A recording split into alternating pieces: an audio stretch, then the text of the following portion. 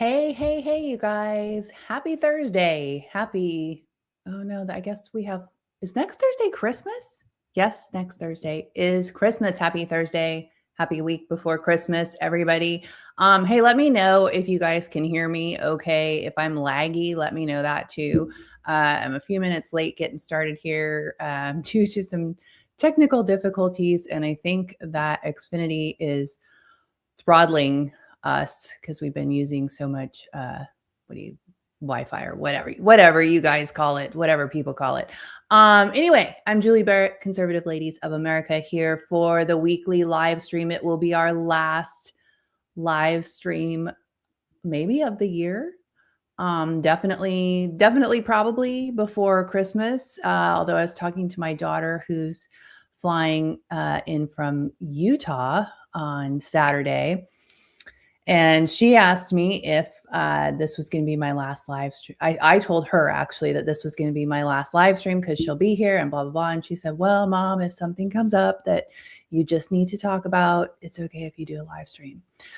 So it could be the last live stream of the year, but something could come up and I might pop on and want to talk about it. So I see my girls in the YouTube live chat. So good to see you guys. We've got Joy representing from Kitsap County, and Leslie is in Republic, and Mary is in Spokane. So I hope for all of our Washington friends, I hope that you guys are staying safe. I hope that you haven't been impacted too negatively by all of the flooding that has been going on there.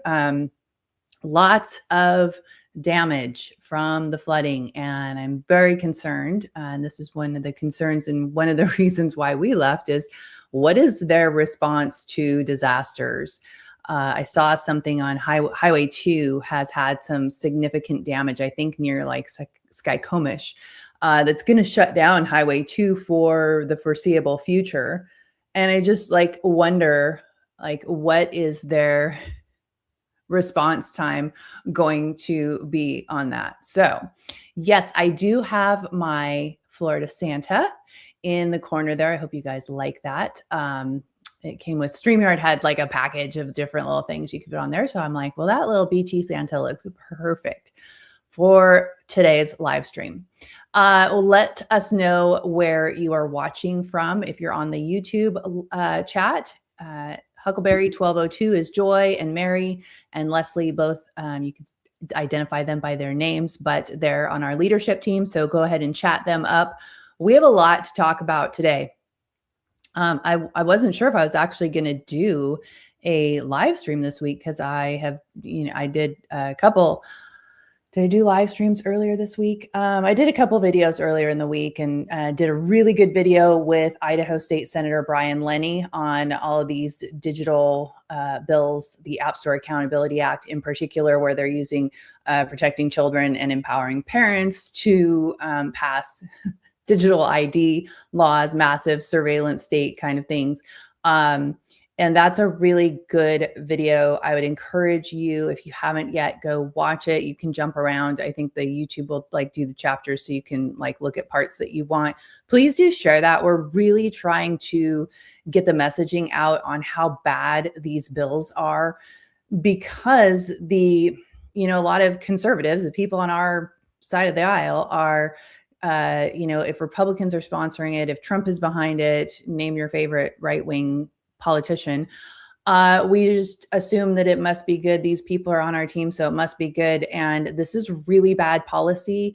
And we've got a lot of these right-wing conservative think tanks and parent organizations and groups that are really pushing this hard, because the Digital Childhood Alliance has built this coalition of right-leaning and conservative groups to help push the messaging out for this. And so if you haven't watched that, go to our YouTube channel and find the video from, I think it was up on Tuesday. So it would be December 16th. and that was with Senator Brian Lenny. If you are in Idaho, which I know a lot of our original Conservative Ladies of Washington people have migrated eastward over to Idaho. And if you're there, please look him up. He's running for re-election. He'd be a great senator to support, even if you're not in his district, which is Nampa. But he's one of your best conservatives in Idaho and running for re-election in 2026. So we'll need your support on that. Hello, Shadow Raptor from Franklin County. Good to see you in the chat today from the Tri-Cities area. Badger Mountain above Wenatchee. The rain has finally turned to snow. Well, that's a good thing, I think. My husband is currently in state there with you guys in Washington, and he's coming home on Saturday. So I've been praying for all of you, but especially for my husband, and that he'd be able to get home safely. Let's dig in. We got a big bill that I want to go through here. This is a Washington state bill. Washington legislature is pre-filing right now.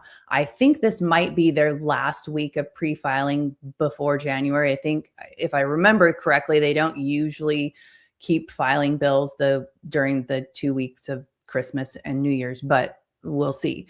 And so they're not as quick on there's not as many, the volume isn't what I usually see. And I attribute that to the fact that Washington is running a pretty significant deficit. I believe the current figure that's being floated is $4.5 billion. And so that definitely is going to slow down the bills that they introduced, because they're not going to be able to ask for as much funding for their pet projects as they do in previous years. But if you live in Washington, you're probably well aware that Governor Ferguson and Attorney General Nick Brown, along with all of the other Democrats in the state legislature and probably every other elected position in the state, really have a strong agenda to resist the Trump administration at every turn, with every issue.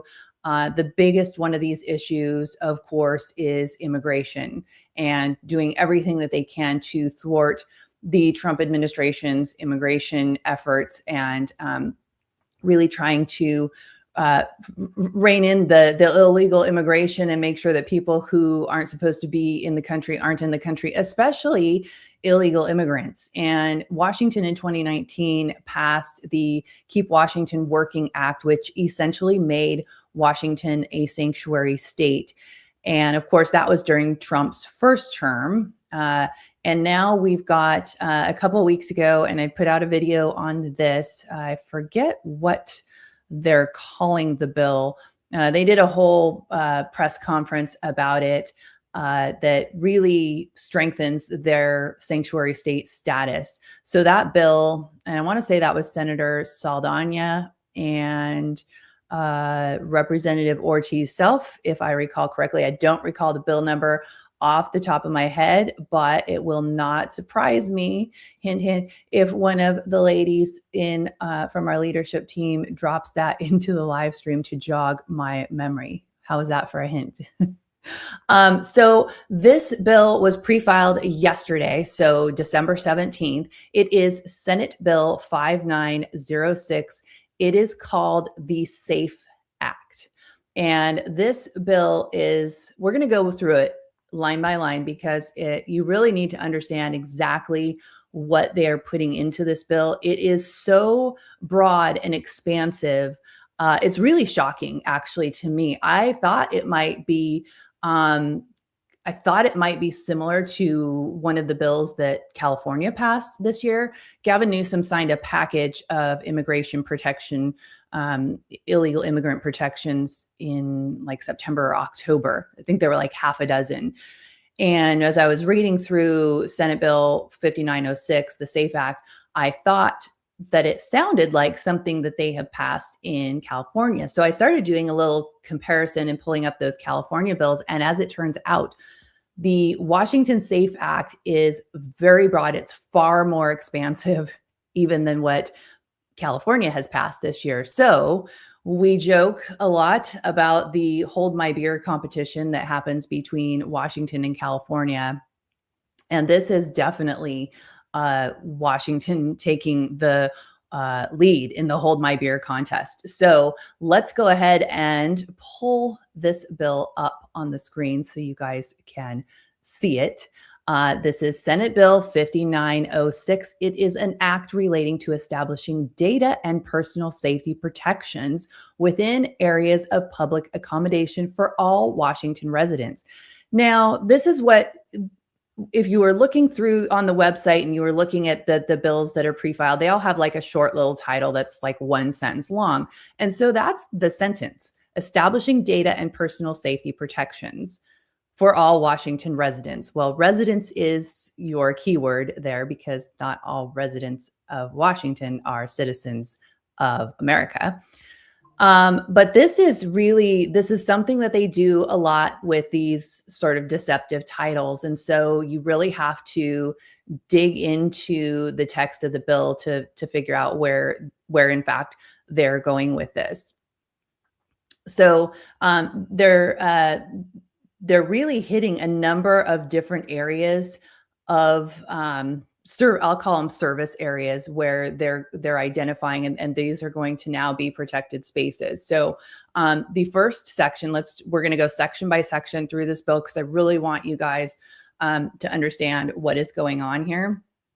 And it is my hope that they're going to pass this bill. Let's just be honest, they're going to pass this bill because they can. They don't need any Republicans to come alongside them, and hopefully none of them will, unlike the Keep Washington Working Act, which passed in 2019 with bipartisan support, which the Democrats love it when they can, I think Ferguson and Brown have both talked about the bipartisan support of the Keep Washington Working Act in their press conferences. So hopefully they won't get that for a talking point with this particular bill. So here it says a new section is added to chapter. I'm not going to read all the chapter numbers because we got a lot to cover here. So except as required by state or federal law, or as required to administer a state or federally supported early learning or child care program, early learning providers may not do any of the following. They may not collect any information or documents regarding immigration or citizenship status of students or their faculty members. They may not allow an officer or employee of an agency conducting immigration enforcement to enter a non-public area of an early learning or child care site for any purpose without being presented with a valid judicial warrant, judicial subpoena, or a court order. Now, here's something that's really important about this piece.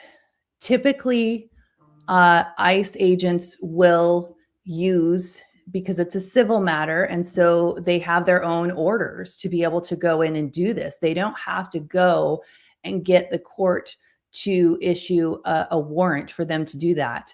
They have these administrative orders that they can use to do this. So Washington is changing their laws to require a judicial warrant, a court order, a judicial subpoena for ICE agents to be able to go in and do this. And so people who are working in this early childhood place, they can't work with an ICE agent unless they have that. So they're really making it exponentially more difficult for the ICE agents to do their job. The early learning provider shall, in a timely manner, report to the department, that's the State Department, any request for information or access to an early learning or child care site by any officer or employee of a law enforcement agency for the purpose of enforcing immigration law. So basically, if you work at a child care center, let's say, and an ICE agent comes in and is asking some questions about a student or whatever, number one, you can't say anything. You can't give any information. And then number two, you have to report it to the department, which is going to be some department within the state. So you're reporting them to the government, essentially. And then it goes on, if an early learning provider is aware that a child's parent or legal guardian is not available to care for the student, the early learning provider shall first exhaust any parental instruction relating to the child's care in the emergency contact information it has for the child to arrange for the child's care.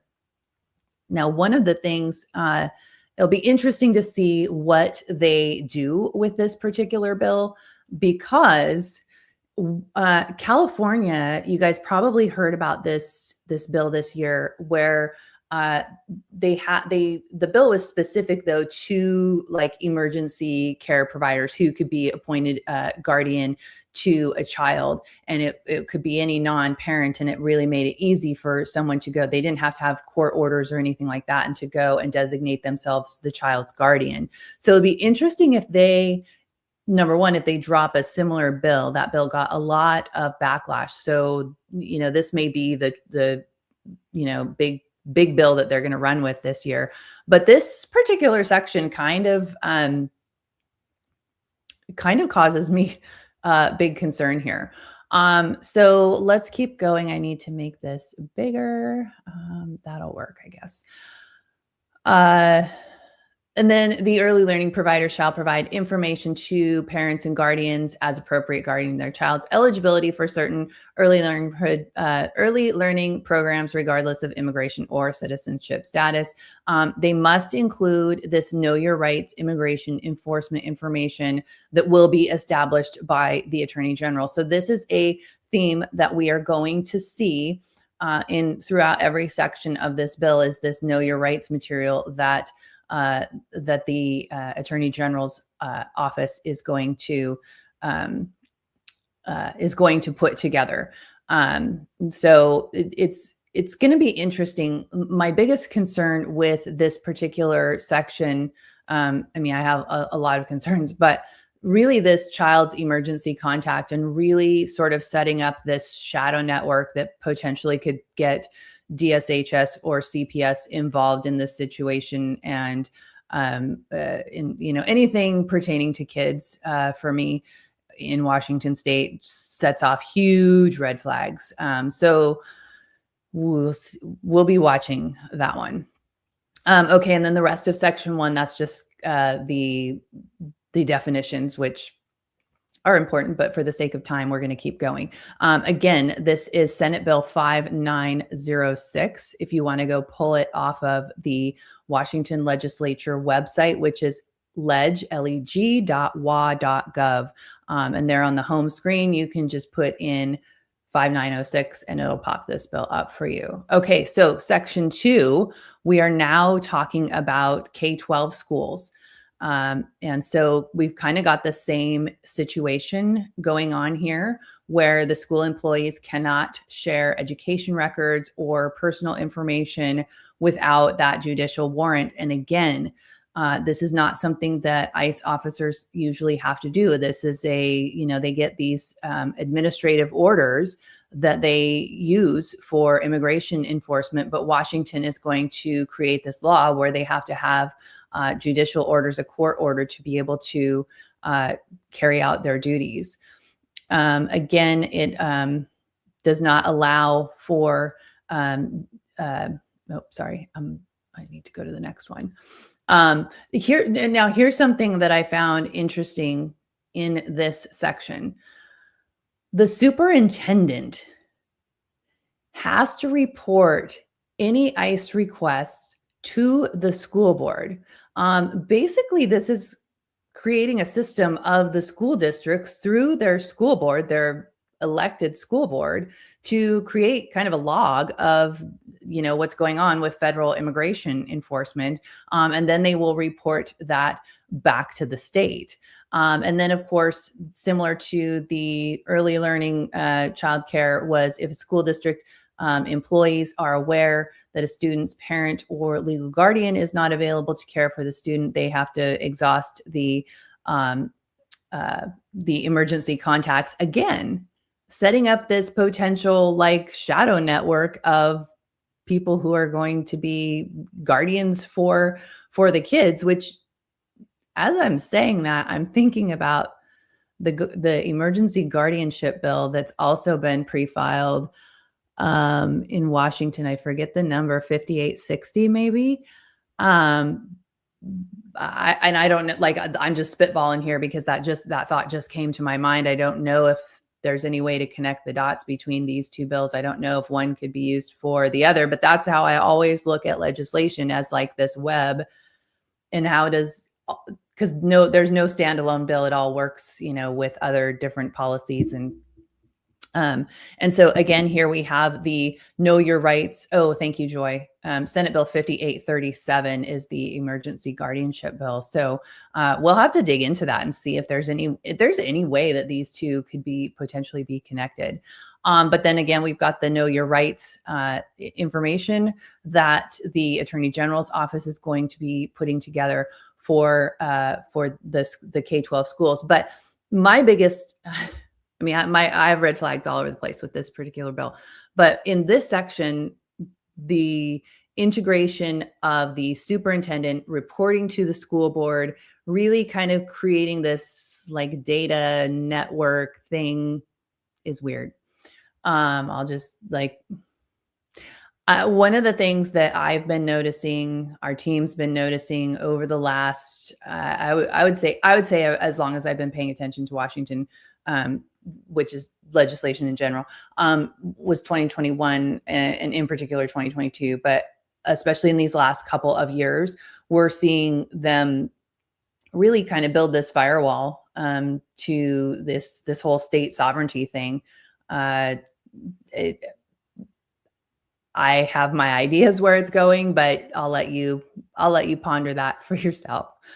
Okay. Let's see. The Washington State School Directors Association is pulled into this. They have to ensure that their model policy on limiting immigration enforcement in schools considers at the minimum the following. So procedures relating to requests for access to school grounds, procedures for school district employees to notify the superintendent, procedures for responding to requests for personal information about students and their family members for the purposes of immigration enforcement. By July 1 of 2027, the Washington State School Directors Association, sometimes you'll hear people call that WASDA for short, they have to update their model policies on limiting immigration enforcement in schools. You've maybe heard of the WASDA model policy. Joy, I know you know this off the top of your head. I don't. 2801 maybe, but it's the gender inclusive schools policy. So WASDA is responsible for taking these laws and putting them into what we call model policy, and then that gets put out to all of the school boards across the state. I want to read Leslie's comment here. Not only all that you said, but it's also putting the school board against the people that elected them. Representation for the governed is taken away. Absolutely. I totally agree with you. Thanks, Leslie, for adding that. Okay. Thank you, Joy. The WASDA policy is 3211. So this is 3211 is that gender inclusive schools policy. When this gets passed and WASDA makes a model policy for this, it will have its own number. There's also a model policy, for example, on the LGBTQ curriculum that is required it's mandated for school districts to incorporate LGBTQ inclusive curriculum materials across every area of all areas of subjects. So it's not just like comprehensive sex ed. That's a different thing. So we're talking math, science, English, all of that. Let's see. Let's continue on here. I want to read Joy's fun fact. Just a few years ago, we the people could go to the WASDA website and look up the model policies. Yes, this is true. 2 years ago, WASDA put them behind a members only area of the website. Yes, this is true. People who have nothing to hide nothing. So WASDA, why are you hiding this? Because you don't want parents to know the truth. They want to be able to say, oh, it's not happening. It's not happening, but it is. Okay, so the school districts I want to skip down to where it says OSPA. I put OSPI in there, and I don't know why the I is not showing up. I struggled with this.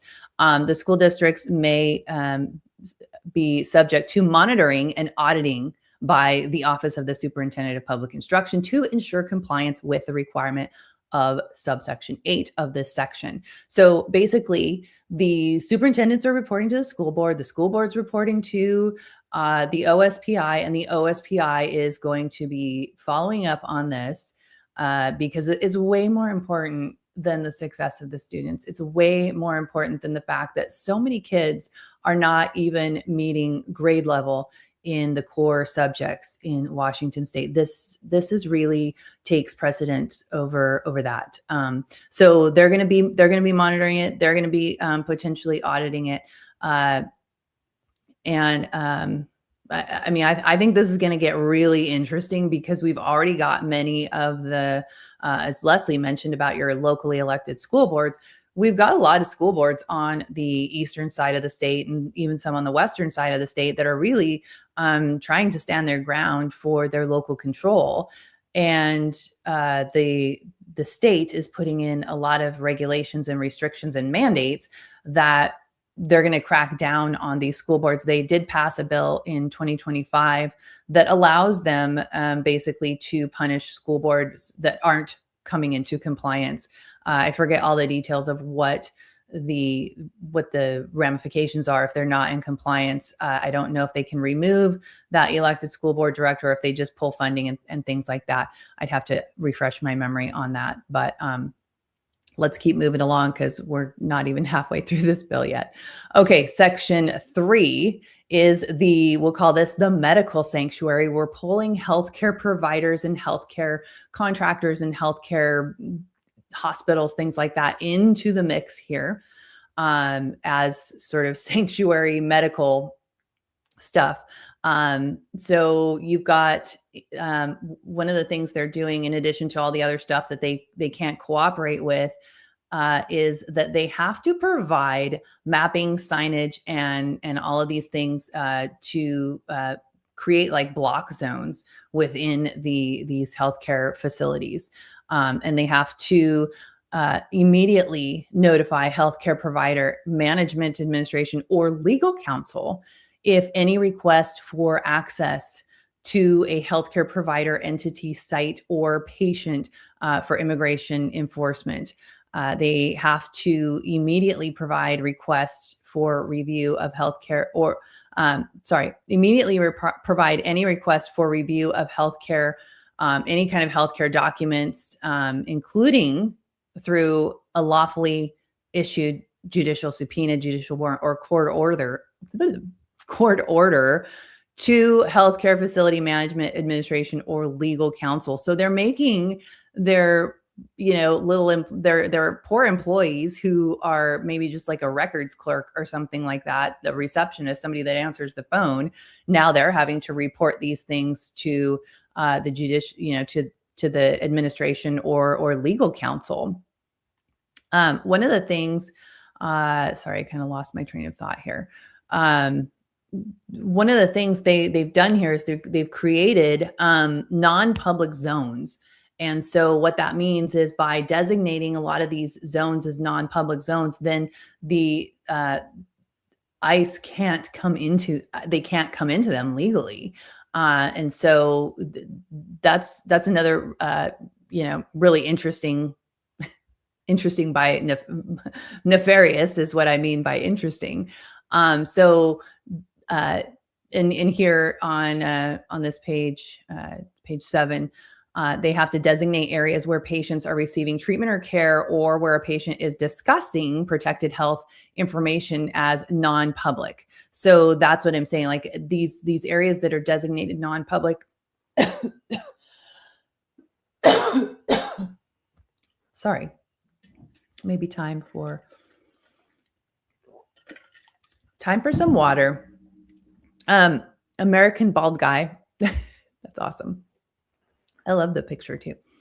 Are these no firearm zones as well? I believe that Washington hospitals and things are indeed sensitive places. And it sounds like you knew that because you said, of course they are. And they're going to be expanding on the list of sensitive places this year, by the way. I kind of lost my train of thought when I started coughing. I don't remember what I was saying. I think I was talking about these making these non-public areas. And so healthcare facility and its personnel shall, to the extent possible, have the denial of permission for access to non-public areas of the facility pursuant to subsection 2 of the section witnessed and documented by at least one other healthcare facility employee. So these non-public sections is where these ICE officers can't go. And the U.S. Constitution does not let them go to private places either. I don't believe when they're actually legally designated that way. So it's really interesting, nefariously interesting, the way that they are. Because one of the things I always check when I'm looking through bills is I look at the constitutional challenges that this bill might have, and they've really been creative at trying to insulate this bill from being constitutionally challenged, and really just making it impossible for ICE to comply with their laws. Hey there, Silvermine. Good afternoon in communist Connecticut. Good to see you today. Let's take a look at Section 5. Now we are into higher education. So they're covering the full gamut here. And so this means colleges have to notify everyone on campus as soon as possible, as soon as an immigration enforcement officer is confirmed on campus. They have to, let's go to the next one. They have to advise all students and employees and to notify the office of the president of the college as soon as possible if an officer is expected to be on campus. This one, they're kind of going through the same steps as the other areas. But one of the things that this section has here, let's see if I can go. Okay, so here in subsection 1I, with the consent of the person identified, or if the person is under 18 years of age, with the consent of the parent or legal guardian identified. So this basically means that the schools have to help, as you keep reading here, they have to keep these students and their financial aid all intact. And we're talking about taxpayer financial aid. They're supposed to be, through this section, they're supposed to be giving them actually even more access to financial aid and services because of their potential threat by immigration enforcement. So this is a really interesting, there's really, like, I read this and, unfortunately, I read this. Unfortunately, I'm no longer a taxpayer in Washington, but I still read this with deep pain for the people who are taxpayers, because this is such a huge slap in the face that you come here illegally and you are given, like, let's give them more financial aid. Let's make sure they have this. Let's make sure they have that. They're being treated way better than the Washington students. Now, I have white children. I have a white son. And if you also have a white son, or if you are a white male, you probably know that there's some discrimination against white males. And one of the things my son ran up against a few years ago when he was applying to colleges is they have in Washington state, because that's where he was applying, they have these thresholds that they have to meet for the different races. And if you're a white male, even if you are qualified and you've got the grades and you've got all the other things to be admitted, you are unfortunately the wrong color. And it's just maddening as a parent of a kid who tried to get into school in Washington, into a public school in Washington, and was not able to because he was the wrong color skin. And so another interesting thing about this is that they have to maintain a contact list of legal providers to provide to their students and staff that may need legal representation for their, whatever the immigration stuff that they might be going through.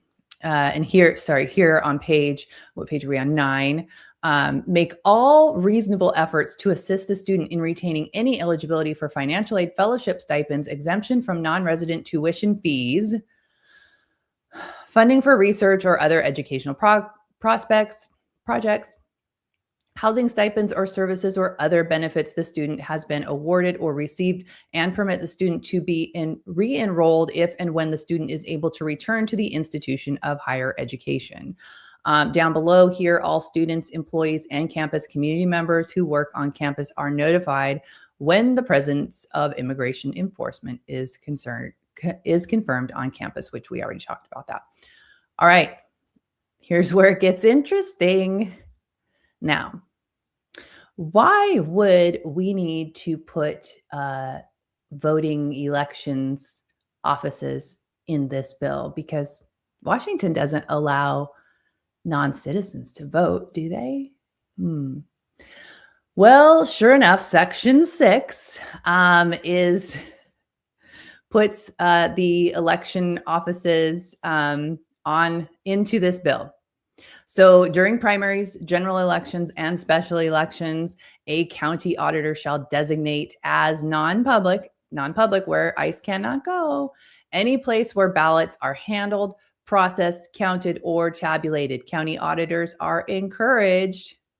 Now, can you imagine in Washington State, if this is a law and you're like a county auditor in, let's say, Spokane, and you didn't do what you were encouraged to do? It's like a, wink, wink, nod, nod, you better do this or we are going to create some political lawfare against you. Anyway, county auditors are encouraged to designate these areas through mapping signage, key entry, policy, or a combination of those. Again, that's more taxpayer expenses to protect these illegal immigrants. And they may not allow a person to access non-public areas as described earlier in the bill. Again, they can't allow any federal law officer to access any of these areas. So they're using this non-public areas to get around the, because if it's a non-public area, then the ICE officers can't go there. So in Part 3 of Section 6, an elections officer or a worker or volunteer of a county auditor's office shall, to the extent possible, have the denial of permission for access to non-public areas. And the county auditor shall inform election officers, workers, and volunteers on how to respond to requests relating to immigration enforcement that grants access to non-public areas. So that's a lot, huh? I think it's just the fact that they included the elections in this tells you everything you need to know. Like, we're not letting non-citizens vote. That doesn't happen. So if that's the case, why would they need to prevent ICE officers from being at places where ballots are being counted? Because surely there's no illegal immigrants there. So if you are someone in Washington State that has been saying the thing for years about the elections and how insecure and fraudulent they are, this bill just confirmed that you were right, that you are not making things up, that you are not a conspiracy theorist about election integrity and fraudulent elections. This, to me, shows you that they are admitting that non-citizens vote in Washington elections, which we all know it. But now they've put it on paper. And so I don't know. This is like the second big bill doubling down on Washington's sanctuary state. And in addition to all the other problems with this bill, where do people go? Illegal immigrants who are coming into the country, where do they go? They don't go to Texas. They don't go to Florida. They're not going to go to Idaho. They're going to go to the sanctuary states that welcome them and that offer them services like California and Washington. And they're going to, get jobs. They're going to get commercial driver's licenses. And then they're going to be driving around the country. And we're going to have an issue like we had here in Florida a few months back when a truck driver who had a CDL that he got, I think he got them in California and Washington, and he killed 3 people here. These people are getting, their jobs and their licenses in these sanctuary states, and then they're roaming about the country, putting the rest of the country at risk. So if you're watching this and you're going, thank God I don't live in Washington. Well, this is a problem for all of us. And this is, it's the kind of thing that bleeds throughout the country. Another bill that I want to connect here for you, and maybe one of you gals, one of our leadership gals, maybe you can put this bill number in the chat for me, because I don't remember the bill number off the top of my head. But last session, 2025, there was a bill that would allow non-citizens who are legally authorized to work in Washington state, which they allow, these illegal immigrants to work in Washington state, and federally authorized, which if you're seeking asylum or refugee status in the country, you are legally authorized to work. You don't have to have like a green card or a visa or anything like that. They really loosened the rules under Biden, and to my knowledge, that has not yet been changed. So in Washington, they had this bill that would allow these people to be illegal immigrants to be law enforcement officers, prosecutors, and firefighters. I forget what else. And it passed through this. Thank you, Joy. Senate Bill 5068. It passed through the Senate unanimously. Every single senator, Democrat, Republican in Washington state voted yes. And I came out really strong against this bill, as did our entire team. And like, non-citizens should not hold these positions. And I got a lot of people contacted me behind the scenes, people that are big donors to Republicans in Washington, and even some so-called conservative media people in Washington said, this isn't the hill to die on, and it's really not a problem for these people because, for instance, we let non-citizens fight in our military. Well, they have to go through a significant process to be able to do that. And I believe they have to be green card holders to be able to be in our military. But we don't allow non-citizens to carry firearms. And so we're going to make them cops and enforce laws on citizens. And anyway, it's funny because those same people who were getting on my case about how this was it's not that bad. We can't find cops. Well, maybe if you stop treating your cops like crap, you wouldn't have a hard time getting actual law enforcement officers. You wouldn't have to hire illegals to be law enforcement officers. But those same people who came down hard on me are now talking about the fact that these illegal immigrants are getting CDLs, commercial driver's licenses, and they're going around the country. Okay, how is that any different? So these same people are going to be able to be law enforcement officers. Like you don't get to do both. You don't get to use it when it's convenient for you because it helps stir the narrative that you want. And that's one of the things that really frustrates me so much about really kind of how out of control things have gotten with what I'll call Con Inc., Conservative Inc., and the influencers and the podcasters who make their living based on clicks and engagement to their social media posts and their video content and things like that. And it's like they get their marching orders, and they're all sort of going along with the same message, whatever message that happens to be on any given day. Currently today on X, it's it's Ben Shapiro's speech at the Heritage Foundation. And the Heritage Foundation is pushing this App Store Accountability Act, this digital ID. And so that's not very conservative. And you've got all of the conservative influencers who are pushing this App Store Accountability Act. They probably never read the bill, but they get a paycheck for it. If they tweet about it, they get a paycheck for it. So what do they care? And this isn't how I earn my living. So I can say whatever I want and it doesn't impact me. I'm not going to not be able to make my mortgage if I don't get the clicks and views. And so it allows me to tell the truth, and I will always tell the truth. But it's so frustrating because you have these people that go whichever way the wind blows, whichever is working for their political camp. Which I call it all. It's all just like the political industrial complex. But it's very frustrating because most citizens don't necessarily, and I'm not like, by and large, like the normies don't understand the game that's being played.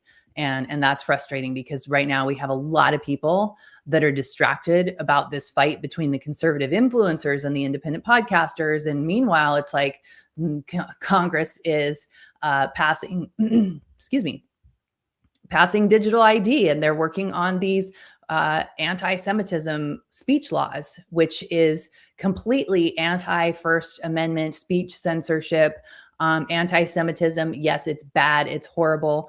It's unacceptable. It's evil. But we also have the First Amendment. And so they're using this. They're actually, sorry, I'm going to go off on a tangent here, but I'll wrap this piece up.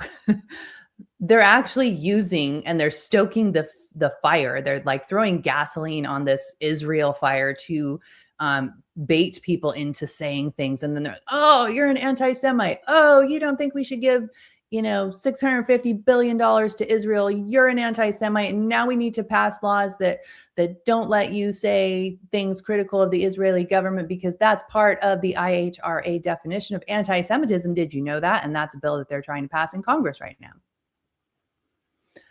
Okay. I feel better. All right, let's move on. Should we talk about something happy? There's something happy. I don't know. I won't spend a whole lot of time on this, but Florida is also in the pre-filing stages right now. And so I'm watching those bills as well. And if you're in a blue state and you're like, maybe I should go somewhere else. First of all, I'll preface this with, wherever you go, please get in the fight, because we've got a uniparty problem, and the Republicans are pretty much, they're pretty bad too. Maybe not just as bad as the Democrats, but they have their own expanding government agenda that is not something that benefits we the people.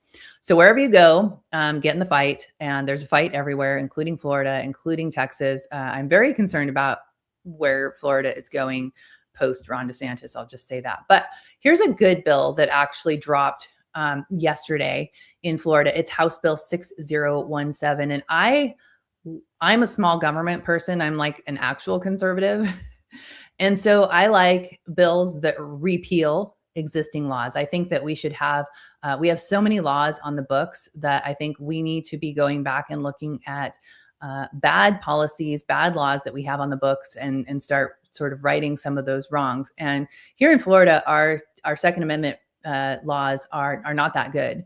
Washington, at least as far as like their concealed carry laws, their open carry laws, are much better than, and at least currently, not for long. Bob and Nick are like, hold my beer, we're coming. But Florida has some pretty bad things. I mean, we had Rick Scott and Pam Bondi that, they were all in on the red flag laws and things like that. So House Bill 6017 is like the home rule. So the point of this bill is that it would repeal the current law, which is S 790.33, where local officials can be fined $5,000 or removed from office by the governor, though I don't think DeSantis would do that, but he's not going to be governor forever, for even proposing local gun ordinances. So everything is top down from the state. So right now, Tallahassee, our state government, state legislature, has control over what your local city council, county council, city mayors, that sort of thing can do as far as firearm laws. This would end the personal penalty scare tactics that are currently in our state law. The preemption, again, it's state law overrides local law. But this would actually, this $5,000 penalty and some of the other penalties that go along with this, would, it's a scare tactic so that they don't even try to do anything. And so this will repeal that existing law so that counties and city councils can make their own local firearm laws. Now, I guess that could go, like, it's a good thing, right? I mean, but if you have a blue spot, like Miami just elected a Democrat mayor for the first time since 1998. So could their mayor want to put in some gun control? So it's like, we want local control. And I have to say, like, it's easy to want local control when it benefits you and want state or federal control when that benefits you. And I think we just have to be consistent, and we have to always want local control because that is what is in our Constitution. And that should motivate us to really engage at a local level and create a local government that abides by the Constitution and allows us to have our rights and is less big government. Silvermine says Soros was buying up all of those radio stations a few years ago in Florida. That wouldn't surprise me. I think that guy wants to buy up everything. But yeah, and like I said, like Florida is and Texas and all these places that people look at as like this conservative bastion. We got our problems in both of our states. Like Texas passed the App Store Accountability Act this year, and only one Republican voted against it. Let's take a look at Leslie's got a Utah bill. They're pre-filing right now. Also, Senate Bill 0024, where they're extending the law to give healthcare immunity. Oh, so that would be a good bill. Utah has passed some not so good bills. They also passed the App Store Accountability Act, and there were several Utah parent groups that were supporting that and that have cheered that. And I know that they have good intentions, but we cannot just have good intentions when we are ushering in these policies that are really going to give the government a stronghold in our personal lives and our family lives. So I hope, Leslie, that that sounds like a good one. AK audits. I'm loving the little Christmas emojis that you're putting in the chat. That's fun. It's so weird to me. It's like 80 degrees outside and Christmas is a week away. It's so weird.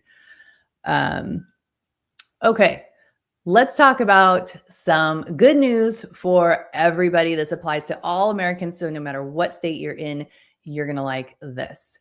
Oh, healthcare providers, immunity from liability. Oh, oops. But that was good. That was a good comment, Joy. The road to hell is paved with good intentions. Okay, healthcare providers immunity from liability act. Interesting. This is not a good bill. Thank you for more context on that. You'll have to dig into the details and do a bill of the day on that, Leslie. Okay, good news.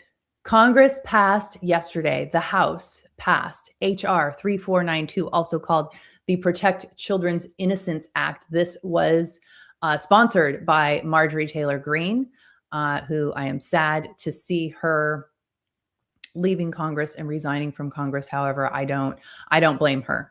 And I don't think she owes them anything. And I can't imagine surviving in the sewer. And I love her as a congresswoman. I know that a lot of people don't really appreciate her personality and stuff, but I love that she stays true to herself in a place where they're really trying to control everybody who holds office. And I think she went in there as America first, and I think she has held the line. And I think she's been treated very badly. And the whole idea with sending people to Congress is so that they will represent their people, but it doesn't work like that. I mean, it is so corrupt and it's such a sewer. And I was in DC a couple weeks ago, and I hadn't been since I was in high school. And so just being on Capitol Hill, walking through the halls of Congress, it just feels yucky, because you can tell that it's so much corruption, and it's not at all about doing the will of the people. These are not servants of the people. These are all people that want, not all of them. There are some good people, so I don't want to paint everybody with the broad brush, but it really is a place where people go for power and control. I came home and I told my husband, I'm like, I never want to run for Congress. I don't think I want to be a politician. I want to be true to the truth. And I feel like once you get involved, once you get elected, you have to make some compromises to, make things tolerable for you, because I know that they treat people really bad. I've talked to enough people that hold offices, lawmakers at a state level and at a federal level, that I can tell you that they treat them very, very badly if they do not fall in line. And it shouldn't be that way. It shouldn't be that way. They're trying to do the right thing. They're trying to do what they got elected to do. And they get bullied by the leadership and by, these lobbyists and the powers and the money and all that. So, okay. So the Protect Children's Act, this makes providing gender transition procedures, that includes surgery, puberty blockers, hormone therapy, to minors, a federal felony. Yay! This is huge, and it comes with a penalty of 10 years in prison, which probably isn't enough, but if they're meeting their maker, they're probably going to spend some time with a millstone thrown into the sea of fire. Let's see. I'm trying to get to, I thought I had the text of the bill. But that's the short end of it. It is, it makes providing gender transition services of all levels, not just surgery. So even puberty blockers to minors is a federal felony. And it passed with 216 to 211? I want to show you that not all the Republicans voted for this. These 4 guys voted no. Gabe Evans in Colorado, Brian Fitzpatrick in Pennsylvania, Mike Kennedy in Utah, and Mike Lawler in New York. Mike Lawler is also an author on one of the anti-Semitism bills, I believe. And so these 4, they voted no.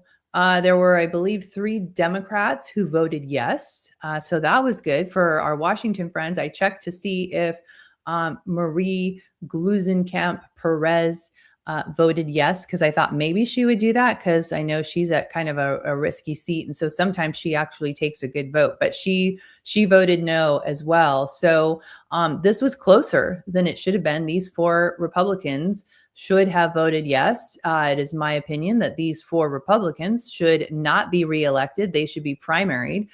We should be hearing about them. You know how, like, when Trump gets really pissed off at someone in Congress and it's all you hear about, and he writes bad truth socials about them and stuff. We should be hearing about these people, and Trump should be going off about these 4 Congress people, because there's no reason that you would vote against protecting children. So here you go. Gabe Evans, Brian Fitzpatrick, Mike Kennedy, and Mike Lawler all voted no. All right. That's everything I had on my list today. We have been really trying to dig into as many of the things that are kind of like really sort of big risk for citizens across the country, as various states are in pre-filing mode. But things will definitely ramp up after the holidays. There is, gosh, I don't have the bill in front of me. So when I went to DC a couple weeks ago, we were there advocating for a bill that would give parents more rights to their children's education records and the things that are going on in schools. It's basically adding teeth to FERPA and to PPRA, which are the Federal Privacy and Education Records Acts. And they just don't have very much teeth. And so we were thinking, and with my friends at Defending Education, the guy that heads up, his name is Alfonso. He heads up the Defending Education Action Division, which is their political advocacy division. He wrote up the bill. And so when I was up there, we visited with 6 different lawmakers trying to see if we could get someone that would sponsor the bill. And Representative Harriet Hageman from Wyoming has sponsored the bill. She just dropped it today. And it would provide relief. It gives them a private right of action for parents where their school doesn't comply with these federal laws. And so this is a big deal, especially for parents in blue states where the school district wants to keep your child's records private from you. They don't want to show you the curriculum and things like that. So this actually gives parents the ability to sue, whereas currently FERPA and PPRA don't really have the teeth that parents need. And at the federal level, they're just overwhelmed. They have, thousands of complaints coming in, and they don't have the bandwidth to respond to these complaints. So this is a really good bill. We're really hopeful that it'll be able to move forward. It seems like something that should be easy to pass among, with Republicans having the majority right now. It should be easy to get passed. So it'll start through the House. So it'll have to pass through the House. And just to kind of circle back with the that child Protecting Children's Innocence bill of Marjorie Taylor Greene's, it's passed the House, and now it needs to go through the same process over in the Senate and pass through the Senate. So that's the next hurdle. I can't imagine that you wouldn't be able to get the votes needed in the Senate to get it on Trump's desk. But, whatever public pressure we can give, I think if citizens really started paying more attention and started being more vocal, I think it could move the needle. But I think it's so much easier for people to want to be distracted by, what's going on at the Daily Wire or, Turning Point USA or Candace Owens and Tucker Carlson and whatever the, thing of the day is, the distraction of the day. So I think that if we refused to let them distract us, I think that we could spend that time and energy being more vocal about some of these laws and government regulations and mandates that they want to push on us. Thank you, Mary. The bill is titled the Parental Rights Relief Act, and it's HR 9876. We're going to be doing a coalition letter. Probably it'll be after the holidays. I know that. So probably early January. So you can expect to see that from us. If you're not already, please do. If you're watching on YouTube, even if you're not watching on YouTube, go over to YouTube and subscribe to our YouTube channel. We do a lot of Bill of the Day videos. I try to go live once a week, but also subscribe to our Substack. That's the best way to get breaking alerts and calls to action. So conservativeladiesofamerica.substack.com. If you know of a bill in your state or at a federal level that you're curious about or that you think needs more attention, we would love to hear about it. So please send that our way. You can go to conservativeladiesofamerica.com and fill out the contact and send that our way. We would love to dig into that or help to spread the word on a bad bill or a good bill.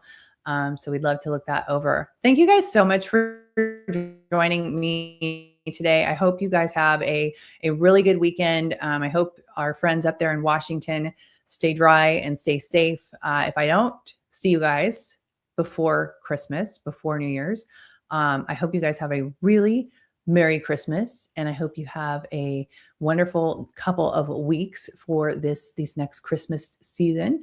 But it's possible. It's possible I might jump on before Christmas or between Christmas and New Year's. We'll just have to see what happens. But super appreciate you guys for watching and for all the support that you guys give to us throughout the year. We're just trying to be this loud group of citizens that really want to tell the truth and really want to share with citizens the truth. And sometimes that's not a very popular thing to do. And so we appreciate you and we appreciate your support. So thanks so much for your support. Thanks for watching and have a great weekend and a fabulous Christmas.